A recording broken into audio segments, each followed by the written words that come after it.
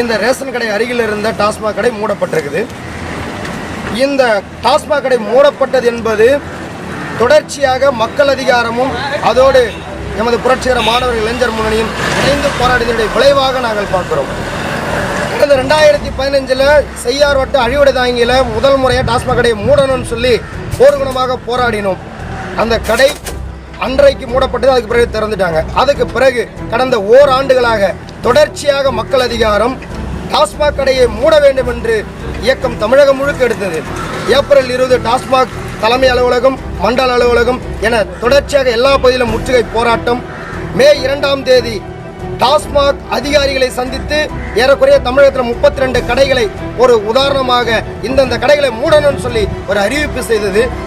அதன் போது மூடவில்லை. மே 5ஆம் தேதி தமிழகத்தில் 19 இடங்களில் மக்கள் அதிகாரம் இந்த கடைகளை தமிழகம் முழுவதும் மூடிய தீர வேண்டும் என்று போராடிய போதெல்லாம் தமிழக அரசுடைய பதில் என்ன? டாஸ்மாக் கடையை மூட முடியாது, பக்கத்து மாநிலம் போய் குடிப்பாங்க, அதனால மூட முடியாது என்றார்கள். அனைத்து கட்சிகளும் மூடிய தீர வேண்டும் என்று எமது போராட்டத்தை ஆதரித்து பேசியது.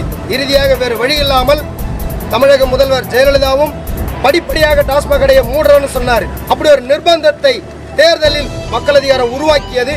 இது அரசு தானாக மூடவில்லை.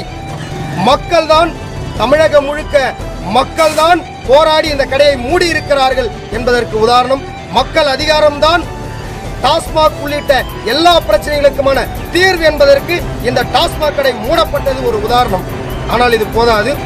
ஒரேடியாக தமிழகம் முழுவதும் உள்ள அனைத்து டாஸ்மாக் கடைகளும் மூடிவிட வேண்டும். குடி நோயிலிருந்து மக்களை மீட்பதற்காக மறுவாழ்வு மையங்களை ஏற்படுத்த வேண்டும். இதற்காக நாங்கள் தொடர்ந்து போராடுவோம்.